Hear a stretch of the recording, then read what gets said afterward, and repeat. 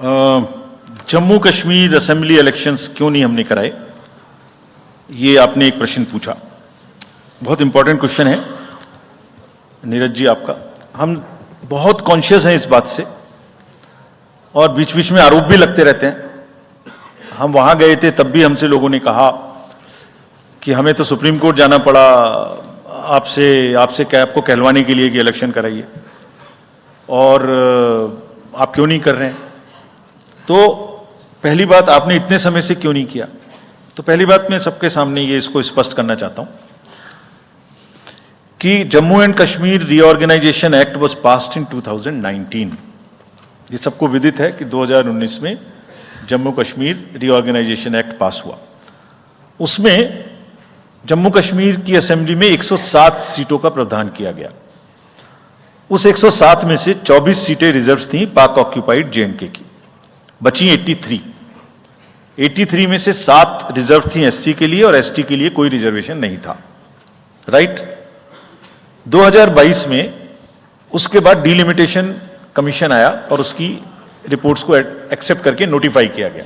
उसने इन सीटों की संख्या में परिवर्तन कर दिया।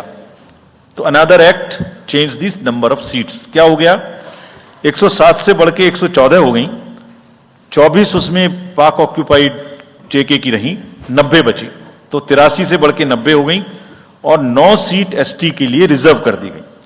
ये नया फीचर क्रिएट हो गया। और साथ ही साथ 2 सीट माइग्रेंट्स के लिए रिजर्व कर दी गई, जिसमें से 1 वुमेन की थी। और उसके बाद 1 सीट का नॉमिनेशन अलाउ किया गया, जो कि पीओके से डिस्प्लेस्ड लोग जो इंडिया में हैं उनके लिए वो रिजर्व की जाएगी। और ये सारे, जिसका मतलब Reorganization Act and Delimitation Act were not in sync, and therefore there was no occasion for the Commission to conduct the election till that happens. When did that happen? That happened in December 2023 by amendment in the J&K Reorganization Act. तो हमारा metre कब से चालू हुआ है? दिसंबर 2023 से metre चालू हुआ है चुनाव कराने का।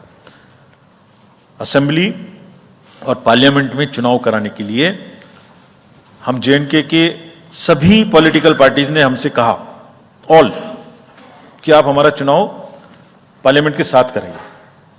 वी रेस्पेक्ट दैट और हम समझते हैं कि हमारी ड्यूटी है, हम उसे कराएं।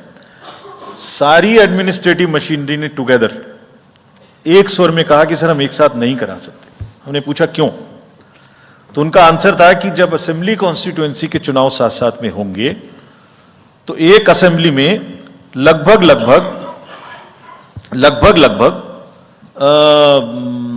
10 से 12 कैंडिडेट खड़े होंगे। सो 90 इंटू 12 करीब 1000 कैंडिडेट हो गए। और जेएंडके में सिक्योरिटी की वजह से हर कैंडिडेट को कम से कम 2 सेक्शन फोर्स प्रोवाइड करनी पड़ती है। 2 सेक्शन फोर्स का मतलब हो गया कि हमें करीब 1000 के बीच में 450-500 लोगों की, कंपनीज की जरूरत और एक्स्ट्रा पड़ेगी। वो इतने बड़े देश में इस समय में सिक्योरिटी रीजंस में प्रोवाइड नहीं था। बट वी स्टैंड कमिटेड कि हम जैसे ही ये चुनाव खत्म होते हैं उसके तुरंत बाद, क्योंकि फोर्सेस की हमारे पास अवेलेबिलिटी हो जाएगी, हम चुनाव जल्दी से जल्दी वहां कराएंगे।